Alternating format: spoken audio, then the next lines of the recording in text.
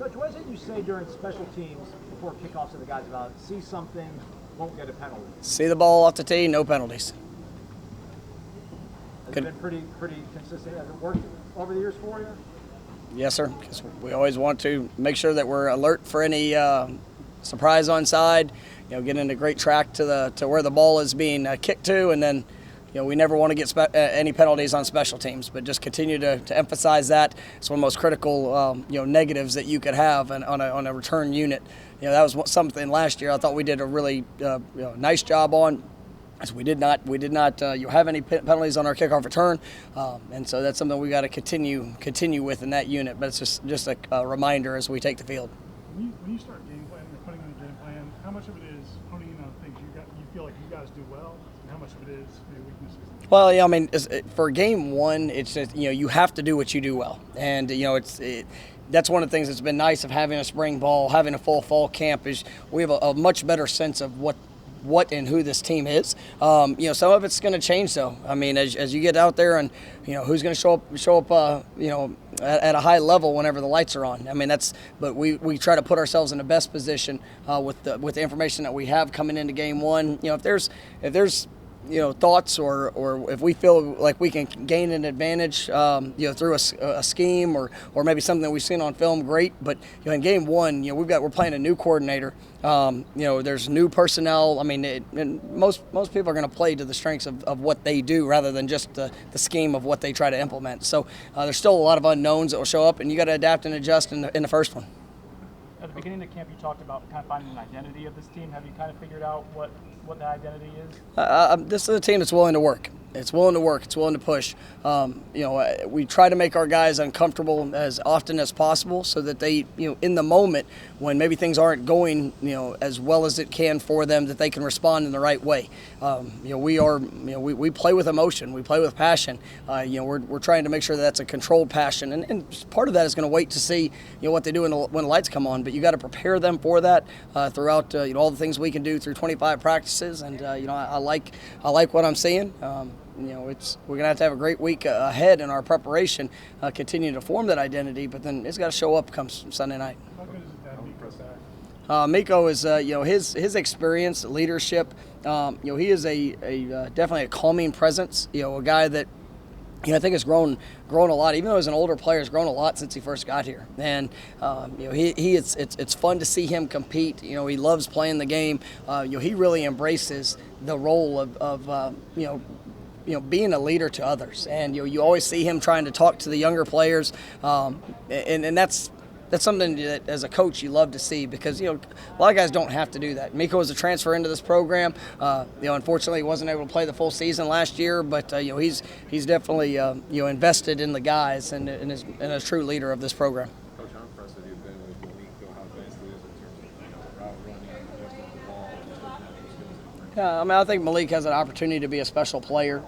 We're looking for that consistency, play in and play out, and as a young player, it's something that has to be pushed. I love that. Even in the opportunity of having the spring game and playing well in that, and he's really done a nice job throughout camp and being able to put quality practices back to back, and he's going to be put in a position, and so he's earned it. He's a guy that I think has unlimited potential to what he can accomplish. He's got to continue to work for that consistency.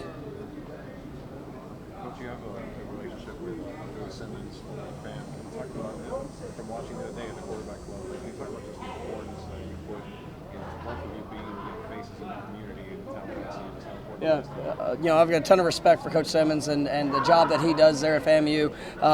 When I first got here, he reached out almost immediately, and we've been able to build that relationship. A lot of respect for not only what they do on the field, but the impact that he tries to make off the field as well. And a lot of I believe that it's important for both programs to represent Tallahassee the right way. And I know both programs are heading in the right direction. Obviously with Coach Simmons' leadership and what we're trying to do here. What's the difference between a mock game and a scrum? It's a mock game more, I guess. It's really more.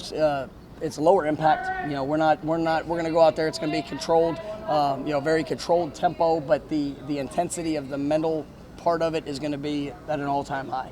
And so, this is something that we'll go through. I think it's 55, 60 different situations that'll show up, and then I'm going to throw in as much adversity and sudden change. We might have a group out, and I'll pull a guy off the field due to cramp or something that could show up, a helmet coming off. And so, making sure that everybody's locked in, the substitutions have to be on point, coaches communication, organization. And so, it's something I always like to do. And, we go through pregame. We go through what that's going to look like. I want everything to be organized. I want everything to be sharp. Because if you can go out and have a great sense of what you're doing, it just builds in the confidence when we show up Sunday night of what it needs to look like. And the coaches are in the box too? It's just like a game. Coach, do you think the crowd will have any influence next Sunday? Oh, absolutely. They better. And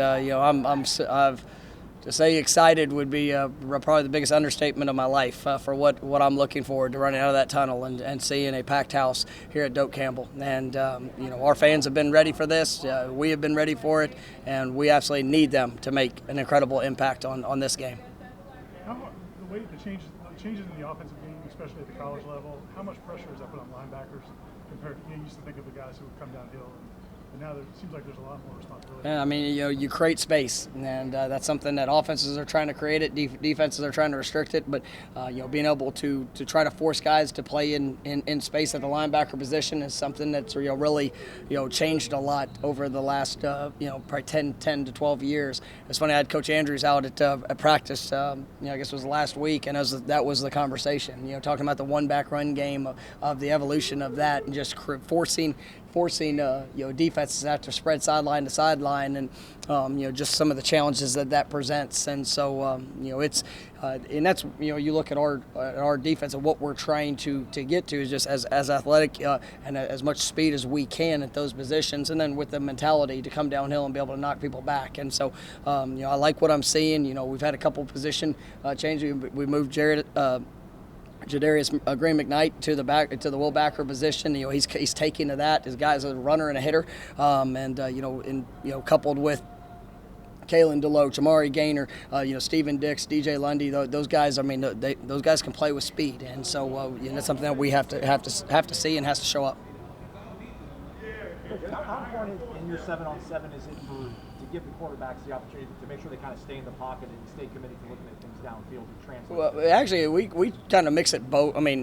Both. There's times I want them to flush. We try to add a distraction in every 7-on-7. I want that to be a real life rep. And yes, it's easy to sit back there when you're just taking a clean drop and there's nothing flashing in front of you. I'll never have a rep where we don't have something flashing in front of the quarterback's face just to try to train his eyes. When you got to have the rhythm, you got to have timing, but really, I also look to see even in 7-on-7 if we'll force a scramble, we'll force something to be off rhythm, and how the guys adapt and adjust to that. So, yes, it's good to be able to get the on-air looks, but I actually like the disruptions more. All right, no, keep going. No, you just keep waiting. You delaying me. All right, last question. Here we go. Just wait a second and ask it.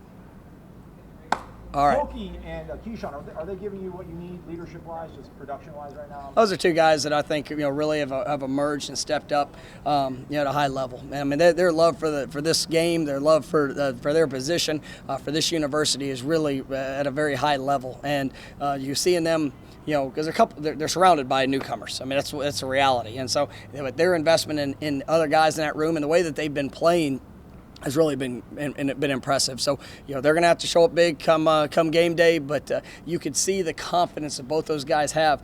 Pokey from what the experience that he had last year, and then Keyshawn from really having a full year past that knee injury, and now that's an afterthought. And he's playing the game at a very high level, and I'm excited to see him come kickoff. All right, thanks guys. We're going to watch the